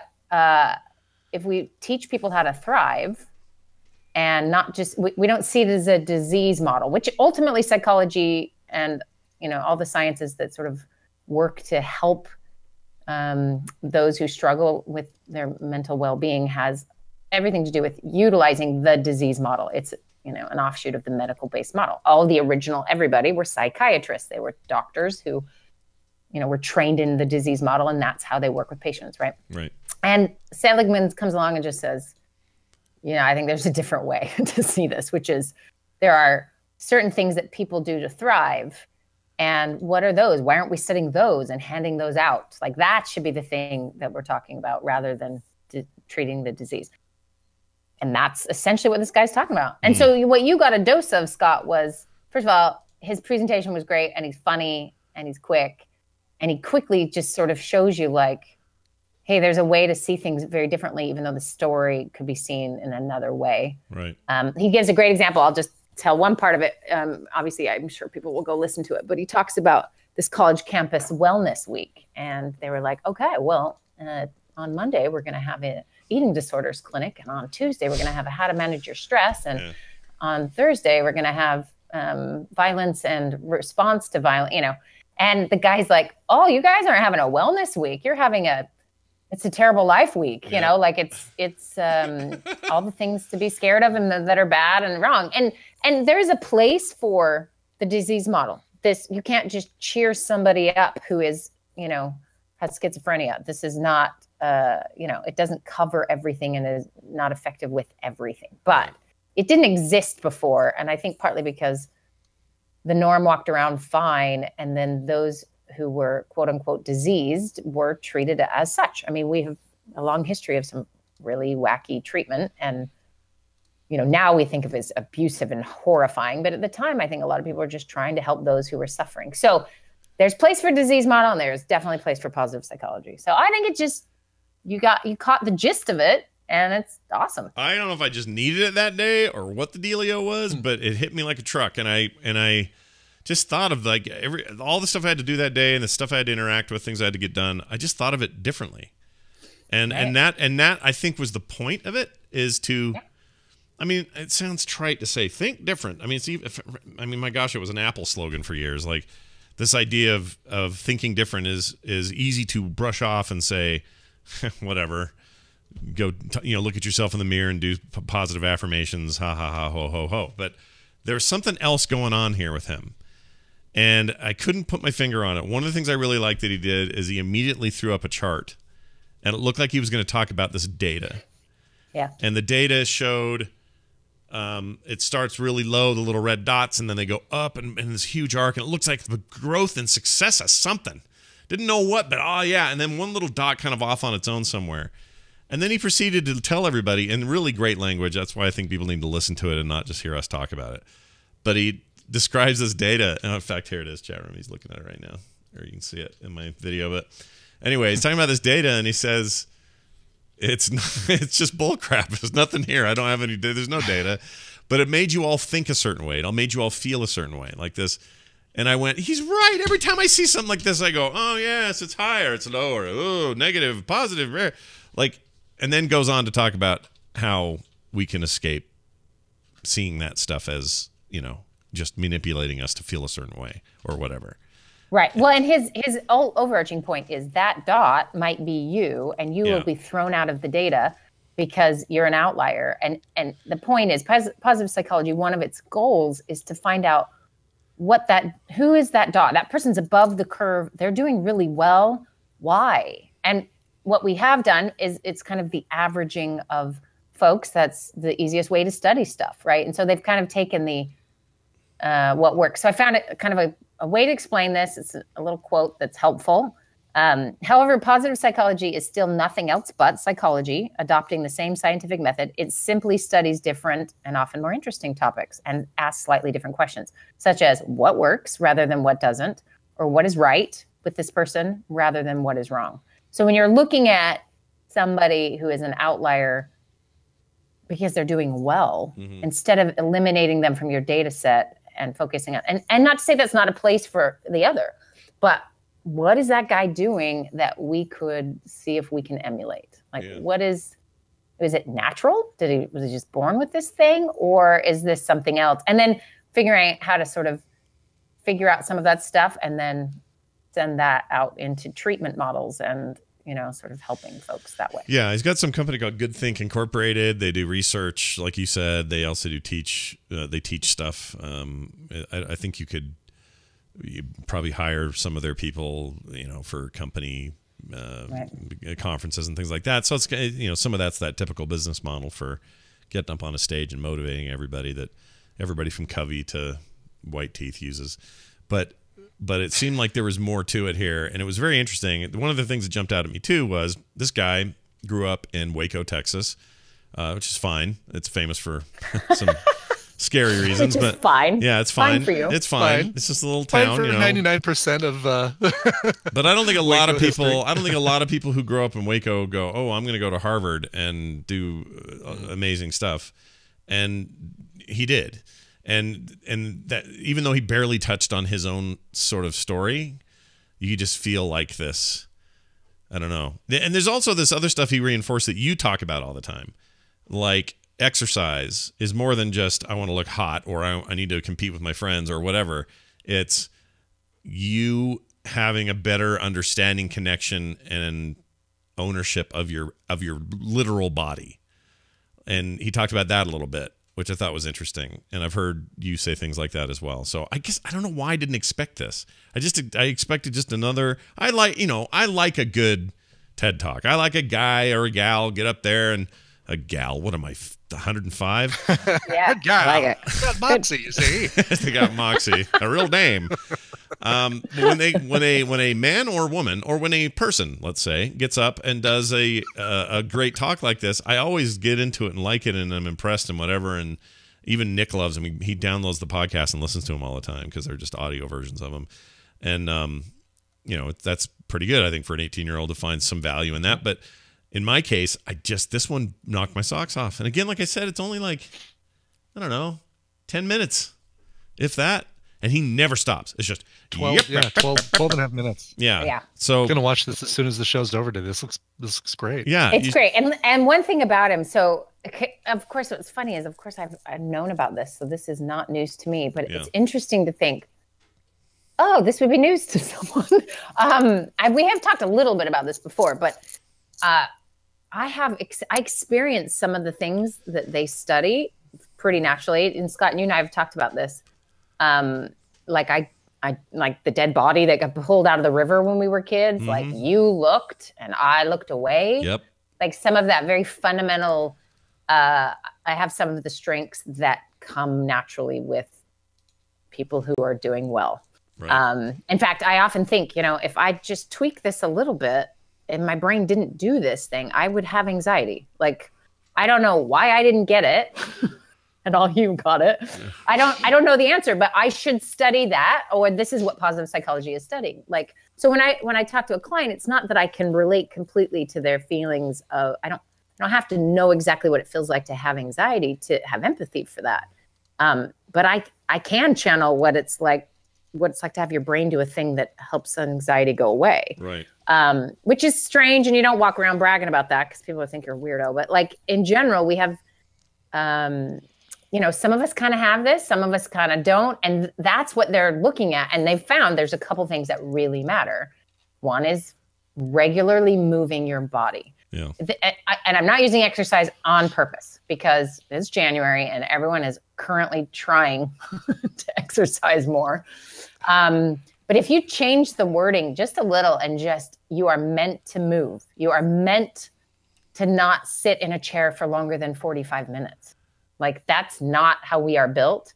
Now, sometimes we have to do that, of course. But if we can sort of think in terms of I'm meant to move my body more and find ways to do that and tackle that, you're going to have better outcomes for somebody, right? So he mentions exercise. He also mentions, what was the other? He had a couple other ones that they studied. Do you remember now? No. I can't remember off the top of my head. Yours is more of it impacted you. It's all good. Yeah, I didn't get the details wise. There's a lot there and a lot to take in, and I probably should watch it a second time so I just get some of that in. But it was such a great little smack me over the head, big picture kind of moment that I just felt like I needed. And part of that is, there's a lot of negativity going on in the world right now, and so I'm not used to clicking a link and getting a thing that is not that. Right. And so, and if you've never heard of positive psychology before, this is kind of we call it the fourth wave of psychology. There's lots of others, but way back in the day, 1954, there's a guy named Abraham Maslow. You've probably heard of the hierarchy of needs, right? Yeah. You've seen that guy. We love triangles. Yeah. And the bottom is like your basic needs getting met, right? And the top is like enlightenment, right? Like, and so we've always sort of thought of it in terms of, well, if someone doesn't have a bed to sleep in and food to eat, there's, we can't be tackling these higher things, which is true. And this is something he said. He said, the science of psychology has been far more successful on the negative than on the positive side. It has revealed to us much about man's shortcomings, his illnesses, his sins, but little about his potentialities, his virtues, his achievable aspirations, or his full psychological height. It is as if psychology has voluntarily restricted itself to only half its rightful jurisdiction, and that, the darker, meaner half. And part of that is, we're trying to reduce damage, right? We want to help those who feel terrible. We want, it's all from a good place, but, it's a little bit like it's hard to think of how do people, actually feel good and thrive in their lives when you're, sort of worrying about psychosis and other things that are, very damaging and painful. So if you're listening to this going, oh no, I'm on the darker side. I need help with my depression. I need help with the negative sort of things. And then maybe you're listening and going, I haven't thought much about what makes me happy or how I do well. Like everyone's got a friend who is worse off than you emotionally, psychologically. And you always have a friend who's better off. What makes them better off? And often, I think this is one of the things he mentions too, but mindfulness or meditation is, there's just such good research to back up, the thickening of your gray matter in your brain in certain regions when you meditate, and ultimately you're training your brain, right? It's exercise for your brain. And the coolest part is the reduction in the size of your amygdala, which is your fear center. You literally reduce your capacity for fear by being in the moment. So that was another thing I think he talked about too, but just this, positive psychology on its face is ultimately how do we help you get to these places? This is great for January, right? Because we're all trying to do it. And there's a lot of motivation in January, like, I'm gonna do this and this and this, and then it all kind of falls apart. But I like what it is. The other thing I liked, and this goes to what you were just saying about sort of, I don't know, adding new layers to your thickening brain. The idea that it sounds like this silly exercise to a lot of people, or it sounds, I don't know, trite or whatever, but sitting down every day and writing down 3 things you're grateful for. He went on to say that's not just a fun thing to do or a thing that makes you feel better or a thing that reminds you of the stuff you're grateful for. And that's all true. But what it does is it starts to train your brain to think of those things first. Like you'll have an awareness for that you didn't have before because you've practiced it and you're doing it all the time. So when you're out and about, let's say you're downtown, you're shopping with your wife, whatever you're doing, and you look around and you're going to go, man, I appreciate that skyline. Man, I appreciate the weather today. Man, I appreciate the whatever. And that hadn't occurred to me, that it would be a way to train things, not just a piece of homework that meant you wrote something down. Right. I don't know why that's revealing to me because it seems obvious now as I say it, but. Well, and the opposite is also true, which is looking around and seeing that things are terrible is also training your brain to see the terrible. Right. I've had this really weird experience of living in a place where everyone's a good driver Has anyone else been in that position? Mm-hmm. Everyone in Sweden is a good driver. Now, there may be a few. I never saw them, but I was definitely the worst one on the road. Like, only one hurrying, the only one speeding. I was it. Yeah. And it was such an interesting, I eventually slowed down. I eventually was much more on time to everything. I paid more attention. I never, ever touched my phone. I became Swedish on the road. And then I moved to Minnesota, and it's not like that. And I've had a few people here say, oh, no, the drivers here are pretty good. But that's in relation to wherever else they're from. Yeah, that's relative to completely, right? Utah, for example. Oh, Utah, they're or America. Yeah, exactly. And so in Minnesota, I guess they're pretty good. But in my mind, they're all terrible, erratic. I've seen people touching their phones. I mean, like, I have this like, whoa, what has happened? And what's funny is that I don't know if you can be conscious of something to appreciate because it's suddenly in your face. Like when I got to Sweden and people just followed basic road laws, like the Utah thing where everyone drives slow in the left lane, right over there. No one drives in the left lane unless they're passing, like the law. Right. And you just, at first you're like, that's magical. And then you just get used to it. And then I can come here and suddenly my surroundings will then teach me, like, no one knows what they're doing. And I could really get behind focusing on that because it's a reminder every time I get in the car. Now, eventually I'll adjust. And here's the thing about humanity. We are so good at adjusting. Yeah. Eventually we get there. And that's, so to say, you know what, I'm going to be more grateful this year. If you do not do some pen to paper practicing, this is why, we know when goals work or not. They're always written down if they ever work. There has to be some taking notes or whatever. So let's take gratitude, for example. I think he also mentioned this as one of the things they did in their research. Yeah. And I know there's good research on this. But if you wrote down every single day 3 different things you're grateful for, and you change it every day, you can't say, cereal. And I'm still grateful for the cereal. Yeah. You don't want to do that. Right. You could change the brand of cereal, maybe. I don't know. But it's a genuine training of your mind to look around and see something you wouldn't normally see. Unlike driving in a new country, you are really aware. But you're just living your life. You expect your mail to be delivered or your garbage to be picked up. Now imagine how grateful you would be if no one picked up your garbage for a month and then they came and picked it up. You would be like, hello. Yeah. And that may be happening, so everyone get ready. Yeah. But that idea being like, okay, so if I can force a thing that doesn't come maybe quite naturally to us, what comes maybe more naturally is to adjust to our environment and then be annoyed because our expectations are a certain thing.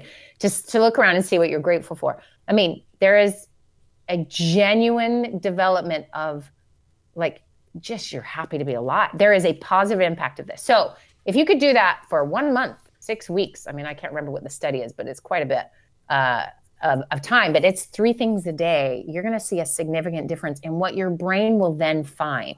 It isn't simply, oh, I actually feel in the moment that I'm grateful. You are actually training your brain to then see the world in a very different way. So it is really effective. It's hard to get people to do this sometimes because, the negative is pretty powerful. It's pretty loud. But it is a way to retrain that's pretty cool. And it feels immediate and you have to do it. By the way, you should go to southern China if you want to really be shocked about driving. That's the next place for you to go to get the big contrast between driving habits and places. No, I think I don't. I've never seen anything like that in my life ever again. In fact, when I got back here, that's what I was grateful for. Even the worst driver here it's the best driver there. Was the best driver in China. Anyway, that's like that in India. Chat room says that's true. All right. Well, this is good. I just wanted to hit on this today and let people chew on it a little bit and maybe check out some of his stuff.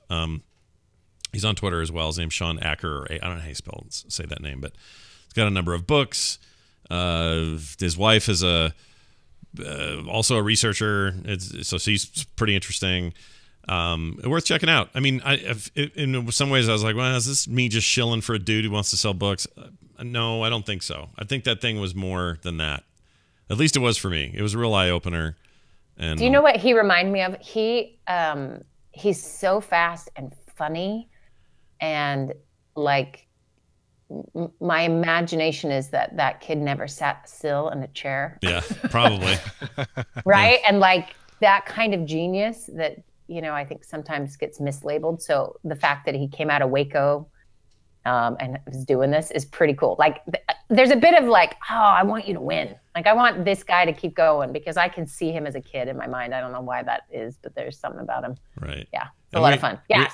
And we obviously have our own built-in stereotypes about Waco, but I'm sure it's fine there. There's that show on HG's TV that's super popular with the wife and the husband that flip houses. Yeah. And is this the couple that's divorcing? Oh, really? There is a couple who do the flip or flop kind of house thing, and I think they were already divorced, and it wasn't a super amicable split, but they're staying together for the show. I hope it's not them. They're really sweet on the show. That'll really ruin my vision. It's probably not then it's probably not the same couple. Okay. Or it is, and it's destroyed your faith in humanity. or maybe you're a few episodes behind. I might be. It's not them. Says Gutters says it's not them. Whoever they are, I forget their name, but they're the sweet, nice couple down there. She's like this genius designer, and then he's kind of like the muscle that makes it get done and works on the cruise and everything. And anyway, there's a lot of cool stuff happening in Waco that I've seen just on that show. Now I know it's just a show, and reality shows aren't necessarily reality. I understand that. I just don't want people to think we're in here smack talking Waco. But even this guy's like, yeah, Waco's has a reputation. It's a small little town, and something weird happened there for a while back. But hey, a guy can come out of there and do some big stuff. Anyway, go check it out. His last name's Achor, and I'm glad we can talk about it. Can I ask a question? Yeah. When you both heard that Jeff Bezos was getting divorced, what was your first thought?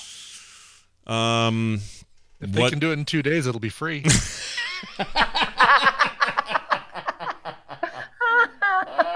Brian, you win, dude. That's it. We're done. You win. There's nothing. No, I did have a thought. I thought, what does that look like when you are literally the richest couple on the planet? What do your proceedings look like? What did your prenup look like? What does your future like? It can't be the same as it is for average people divorcing. It just can't be. There's just got to be 1,000 lawyers and a million things, and I just can't even imagine it. That was my very first thought. My second thought was, that's too bad, and that made me sad because, like, you look at somebody like Bill and Melinda Gates, and they appear to, not only be as happy together as they've ever were, but they're constantly traveling and talking to people about all their charitable stuff, and I like to see that. I like to see people sticking with it. It's nice. It's nice when that happens, and so Jeff Bezos. It's also nice when they recognize that it's just not going to work, and they get out before they drive each other crazy. Yeah, I guess I'm just sad that they had to go that way. But he is a goober, and she's probably married down a little bit because he's a goober. He's just a goober. He's a goober with a lot of money. And which is the difference. Bill married up when he married Melinda. You know what'd be funny is in the divorce papers if it says your primary reason for divorcing him, and she says that horrendous laugh of his. That would be really good. That he is a goober with that laugh. Yeah, that's the answer. But now Marissa Meyer is saying, oh, Jeff Bezos is available? Hey, they get the two worst laughs in history to get together finally. That'd be great. They're both in the tech industry. Why not? But yeah, no, why do you ask what our reaction is? Because my first thought was, $5 billion can't buy you everything. No, that's true. Mm-hmm. Can't even buy you a wall right now. Oh, it could. If it could. It could if somebody wants to do it, but since it's a terrible idea. Yeah, I think you could buy about 100 feet of a wall. That's about. Yeah. Well, there's that great video. Solid gold wall, you guys. There's a great. You know what? I should share this with you guys. This is too funny. Hold on a second. Sorry, this isn't political. It's just funny. Okay, everyone, calm down. I just think it's funny. All right, so somebody found a 15-year-old commencement speech that Trump made at a school, and this is what he said. This is very short, but it's very funny. So here you go. All right, hold on. No, I'm not getting audio. Give up. Okay, here we go. Give up. No, hold on.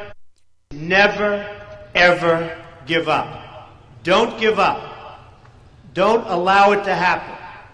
If there's a concrete wall in front of you, go through it, go over it, go around it, but get to the other side of that wall. All right, that's pretty funny. You got to admit, that's freaking funny. That is really funny. Yeah. I mean, just given all of this stuff, we got a government shutdown, partially shut down right now because of it, all over this wall. That is freaking funny. Anyway. Also, I can't find it, but have you seen the meme where somebody put like hand accordions between his hands? Oh yeah, he's always doing that. When he's talking and he does this. Yeah. Yeah, I actually had never noticed him doing that so much, but now all I can hear, I don't hear his voice anymore. Yeah. It's the Adderall. Hey, does Adderall make your eyes dilate? Do you know? Is that true? Oh, I don't know. Okay. We should get some to try on the show. I think he just. Why are you wondering that? Because somebody's been doing close-up shots of his eyes when he does pressers, and his, especially with all the lights and stuff, his eyes are like super dilated and. He squints really, and they shouldn't be. So a lot of people think he's like an Adderall addict or some sort of speed addict. I mean, he's got to be like. It's keeping him alive, man. He's so tired. It's keeping him alive. I'd be tired. I know that. So yeah, speed. That's where it's Adderall, at. That's fun. Yeah, no, it is fun. You got to sniff Adderall, then you feel like. Yeah, you have to snort it. On sniffed Adderall. That would be great. There was some report, somebody, I don't know who it was, but one of the castmates on The Apprentice said they saw him snorting crushed Adderall in an office once. So I'm just saying, all these things are starting to add up a little bit. I think we might have an Adderall problem. I had a friend who did a lot of drugs, and he said the highest of all highs was to crush his Ritalin and sniff it. To crush Ritalin and sniff it? Yeah, he said you felt as powerful as God. So this might explain something. Wow. Is it wait, Ritalin's the same thing, right? It's a ADD kind of thing? Adderall. Yeah. Mm-hmm. Okay. Well, now we know what. Don't try it, kids. Do not try what we just said at home. No crushing, no snorting. But if you're going to go to Canada, it's a lot cheaper. Okay. Put it in a syringe and shove that syringe where the sun don't shine. That's right. Like our article earlier. Wendy, it's a pleasure, as Dad would say, and it's a pleasure. It is a pleasure. I hope Mom's having surgery on Monday. She's getting her knee done. She's gonna be bionic. She's got like better eyes than all of us combined. Yeah, I hate it. And then her knees, she's gonna be able to jump over things. Yep, she's getting a bionic knee. So our dog, then Mom. Hopefully, there's no third. Your surgery. dog got one? Yeah, today she had her the puppy. You don't know the puppy, but the puppy that Nick adopted. Yeah. Got hip dysplasia from wrestling with Izzy, Taylor's dog. Holy cow. Yeah, so her bone won't set, and they have to go in and screw it. So that's happening right now, in fact. As we speak, she is on the table, out and getting worked on. Hopefully she'll be all fine. She should be. Well, I hope so. Well, she's a big sweetie. All right, that's going to do it. Wendy Dunford is her name on Instagram. You can follow her there. By the way, I'm still locked out of Instagram. People are like, Scott, why haven't you posted in like a month? Because they haven't fixed my problem. I can't get into the damn thing. I don't know why. I don't know what's going on. But this isn't about me. This is about me telling you that Wendy Dunford is on there. So go check that out. And then therapythursdays.com. Wendy, anything else before we go? No, just enjoy your positive psychology, people. Go watch TED. We'll see you later. You know, TED stands for, what does it stand for? Technology. It does stand for something, doesn't it? Yeah, it's technology, entertainment. Yeah, right. That's right. Diabetics. No. TED. Development. Is it? Stands for, I'm going to look it up. Sure. It says technology, entertainment, design. That's it, design. Design. Pumbaa says the chat. Oh, that Pumbaa thing. Never going to get over that, are we? All right, Brian, Never. We're done. Should I play a bonus mashup while we're here? Why not? Should I? Let's see. Sure. I don't see why not. Let's see. What's the bonus? Where'd this come from? What is this? So I've got. Tell me already. I've got. Let's see. Scott's Star Trek Dream. Oh, we may have to play this. 2014. Okay, we should play this since there's a lot of Star Trek going on. Let's see what I said in 2014 about Star Trek. Here you go. I'll play it now. I dreamt that they rebooted Star Trek as a brand new series, and they went kind of like modern era serious. Like, Star Trek always kind of had this almost like a stiffness to it. I'm not saying this is a bad thing, but it was always, Picard walking into a room. There's not a lot of shaky cam. There's not a lot of like hard angles or close-ups or any of that. No BSG going on with Star Trek, right? But in this version, they did, and so they moderned it up so it felt like something new, and the effects were awesome and all that stuff. They didn't need to make everybody all flawed and jacked up, so the captain was truly truly a stalwart dude in Starfleet, and all the crew were on board and everything, and it was all about the whatever cool mystery in space they had to deal with the next from week to week, and it all kind of made sense in my head. This full season of awesome Star Trek, and man, I woke up from that so disappointed that I just dreamt it. I want new Star Trek so bad. And movies are fine. Keep the movies coming. That stuff's great. But I want me some straight up TV show. Week to week, new cast. Don't have to go reboot something. I don't want that. I want something new, creative, interesting. The way I felt when TNG hit the air and you were like, oh, okay, here we go. Like, that's what I want. Yeah. Okay, so I guess I predicted a Star Trek show. That seems like an easy prediction, though. Because you knew that was going to happen. You said you wanted a TV show, and the thing that you said that kind of was the what they're doing with Discovery is the almost the BSG style continuous story, borderline shaky cam kind of thing. Yeah. Yes. I could have saved that for Daryl. I just now realized I could have saved that for Monday. I wasn't thinking. It's fine, right? We don't care. Hey, we might have Oreos to eat with Daryl on Monday. Oh, that's true.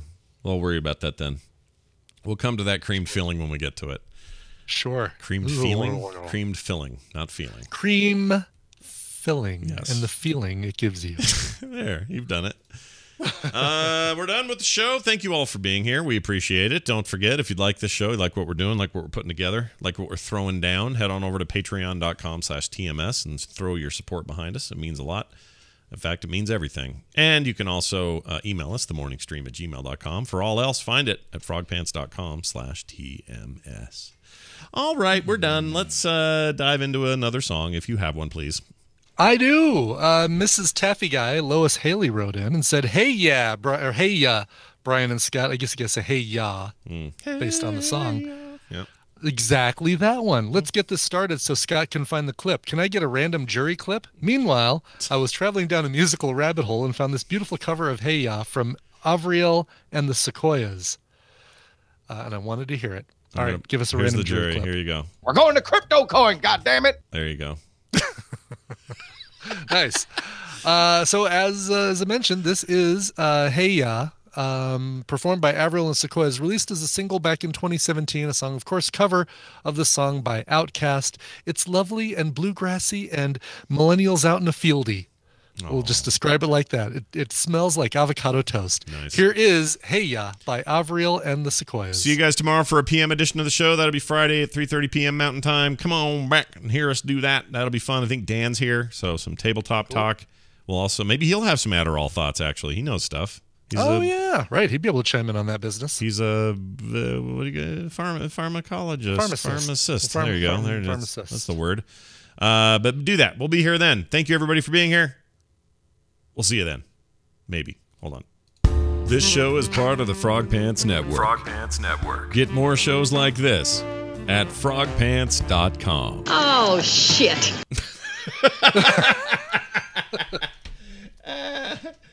Oh, sorry. What was that one from? I wrote that wrong. It says 70s Sound Soothing. 70s Sound Soothing.mp3. I don't know what that is.